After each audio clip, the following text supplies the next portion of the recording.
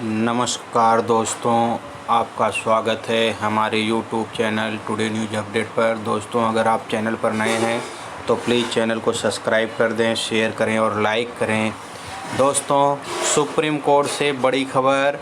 जैसा कि आप लोग जानते हैं, EWS आरक्षण को लेकर सुप्रीम कोर्ट में सुनवाई चल रही है और सुप्रीम कोर्ट में आज उस सुनवाई का अंतिम दिन है और आज फाइनल जजमेंट के लिए जो कोर्ट है वो अपना फैसला सुनाएगी।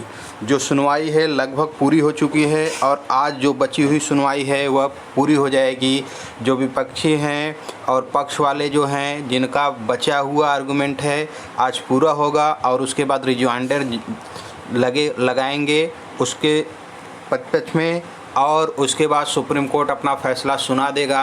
अब देखना यह है कि सुप्रीम कोर्ट फ़ैसला तुरंत सुना देता है या रिजर्व रखता है और कुछ दिनों के बाद सुनाता है। लेकिन जो भी है, अब तक जो सुप्रीम कोर्ट में बहस हुई है उसके अनुसार ऐसा लग रहा है कि नियम के अनुसार तो EWS का जो आरक्षण है वह भारतीय कॉन्स्टिट्यूशन के अनुसार गलत लग रहा है।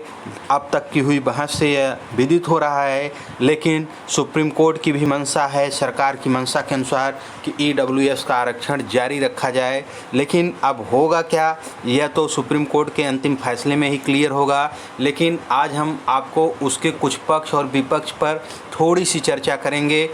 EWS के पक्ष में यह है कि क्या जो गरीब हैं उनको आरक्षण नहीं मिलना चाहिए, क्या यह गलत है? नहीं, मिलना चाहिए। और सरकार ने इसी को ध्यान में रखते हुए फैसला किया था कि EWS का आरक्षण होना चाहिए।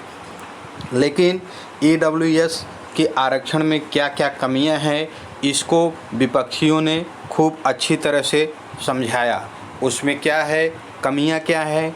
पहली बात, EWS आरक्षण जो लागू किया गया यह 72 घंटे के अंदर ही लागू कर दिया गया और संसद में इस पर चर्चा भी जिस तरीके से होने चाहिए इतने बड़े अमेंडमेंट में वैसी नहीं हुई। और इसके बाद दूसरा यह है कि EWS आरक्षण जो लागू किया गया, EWS आरक्षण को आर्थिक आधार पर लागू किया गया, जबकि संविधान में आरक्षण की बात जो है वह शैक्षणिक और सामाजिक रूप से पिछड़ेपन के लिए है। और इस हिसाब से कि EWS आरक्षण कहीं पर भी वैध नहीं ठहर रहा है। तीसरी बात यह है कि जो EWS आरक्षण लागू किया गया है वह आर्थिक आधार पर लागू किया गया है और कोई भी व्यक्ति आर्थिक आधार पर आज वह गरीब है तो कल वह अमीर हो सकता है, कोई व्यक्ति कल अमीर है तो आज आने वाले दिनों में गरीब भी हो सकता है। तो यह परिवर्तनशील है, तो इसे आधार बनाना और इसकी क्राइटेरिया निर्धारित करना बहुत ही कठिन बात है। अगला कमी इसमें यह है कि जो EWS आरक्षण लागू किया गया उसकी जो आय लिमिट की गई वह बहुत ज़्यादा रखी गई। एक तरीके से गरीबी की मजाक उड़ाया गया कि 8 लाख तक आय वाला व्यक्ति गरीब है। इसके साथ साथ कि EWS आरक्षण जो है वह किसी विशेष डाटा पर आधारित नहीं है कि इसके जो आंकड़े हैं कि इनकी संख्या कितनी है नौकरियों में, शैक्षणिक केंद्रों में, और इसके साथ साथ इनकी आबादी कितनी है, इसका भी डाटा सरकार के पास सही ढंग का नहीं उपलब्ध हो पाया।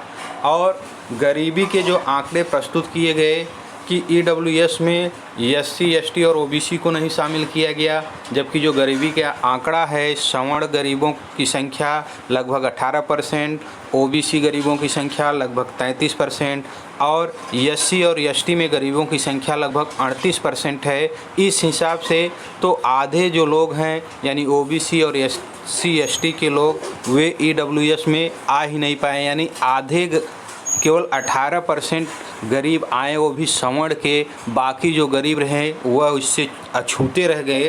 तो कई ऐसे बिंदु हैं, लेकिन जो सरकार की मंशा है और सुप्रीम कोर्ट की जो भावनाएं हैं, ऐसा लग रहा है कि EWS आरक्षण लागू हो जाएगा।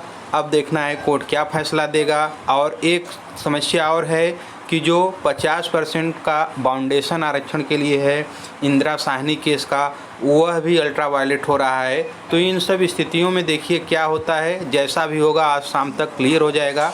बने रहिए हमारे चैनल पर दोस्तों। धन्यवाद।